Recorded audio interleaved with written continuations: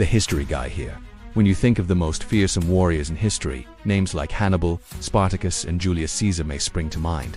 But compared to the Mongol army that swept through Asia and Europe in the 13th century, those forces were small potatoes. Genghis Khan's armies were the largest and most destructive ever seen up to that point in history, conquering more territory in less time than anyone before him. And they didn't stop until they'd literally gone to the ends of the earth. So what was it like to be a soldier in the most ruthless fighting force in history? Let's find out. We all love a good hero story. But do you love a good anti-hero story? I know I do. It is the story of legendary Mongol warrior Temujin, who united the nomadic tribes of the Mongolian steppe into an unstoppable fighting force. By his side was his wife, the fierce and cunning Bord, who proved to be a brilliant strategist and diplomat. Together they built a vast empire from the deserts of Mongolia to the shores of the Pacific Ocean. But power struggles and betrayals threatened to tear their family and empire apart. Did I mention there's also a cursed amulet that turns whoever possesses it into a ruthless killer?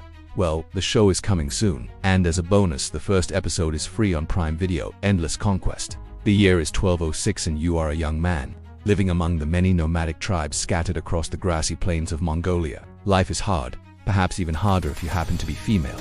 Your days are spent tending sheep and goats, hoping that one day you'll be able to afford a new horse or a bride. Then one day everything changes when you hear the call to arms. A rumor spreads across the steppe of a great Khan uniting the clans against their common enemies.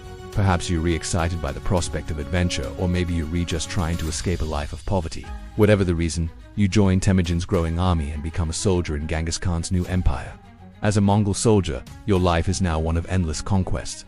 For months or even years, you ride across the open plains, subsisting on little more than horse blood and dried fish. Warfare in this era is different from what you might expect. Battles aren't settled in a matter of hours or days, but can drag on for weeks with combatants encamped near each other and skirmishes taking place between small groups of soldiers. This means that as a Mongol soldier, you must be proficient with more than just a sword. Cavalry charges are common, and so you learn to ride while shooting arrows with perfect accuracy. Since the Mongols believe that speed and mobility are the key to victory, you train constantly, learning to shoot a bow farther, faster, and straighter than any opponent. After all, your life and the lives of everyone around you depend on it. Even on the march, there is little rest for the wicked. You spend your time mending your equipment, training new recruits, and, of course, sleeping with anything that moves. Life as a soldier is dangerous and lonely, and although men fight to bring glory to themselves and their families, there is little time for things like marriage and children. Instead, you find companionship in the camaraderie of your fellow soldiers, and the only women you see are prisoners taken in battle. To keep your men fed, you forage for food wherever possible. If there's nothing to be found in the wild, then captured villages and cities will provide. You've heard tales of the brutality of the Mongol army, the burning cities and massacres of entire populations. Perhaps you even participated in some of these events yourself. Still, there is no denying that this life is far from easy. Food often has to be scavenged and supplies are almost always in short supply.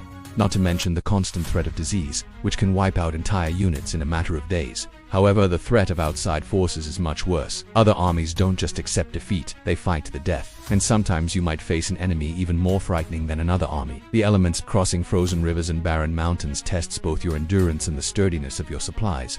At times like this, you miss your old life of tending sheep. There's something comforting about that, something that doesn't involve freezing to death. But you push on, driven by the promise of plunder and the fear of death.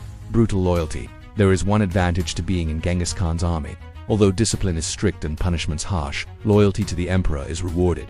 As you prove yourself in battle, the Khan may reward you with land and treasure, and with enough gold, you can purchase your freedom. That is, you can become a member of the nobility. Some members of the Mongol army come from noble families, and they are quick to remind everyone around them of this fact. Others were once slaves or prisoners of war. Regardless of your background though, loyalty to the Khan is what counts. It doesn't matter who you used to be or where you come from. What matters is who you are right now. If you're loyal to Genghis Khan, then he is your family. While you may not have had a choice about joining the army, you do have a choice about your loyalty. If you swear allegiance to the Khan and live up to your end of the bargain, you will be rewarded. But if you turn against him or question his authority, you will be executed without hesitation. Being part of the army also means being part of a tribe, a close-knit group of soldiers who fight and live together. Within this group there are rules that you must follow. Loot captured villages and cities, but do not kill the inhabitants unless attacked. Do not harm prisoners of war unless ordered otherwise by a superior officer. Don't steal from your fellow soldiers. And above all, obey orders.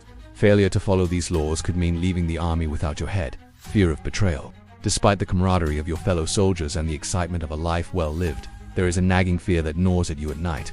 The fear of betrayal. You've seen firsthand how quickly a companion can turn against you. Just because you fought side by side today does UNT mean you woe, UNP hacking away at each other's heads tomorrow. Betrayal is punished swiftly and severely. The slightest whiff of disloyalty or cowardice can result in execution, and the Mongols take swift and brutal revenge on those who would dare betray them. Superstition plays a large role in this mindset too. After all, you've heard tales of the dark magic wielded by the enemy shamans. Perhaps they've placed curses on you or your companions, and you could be next if someone isn't careful.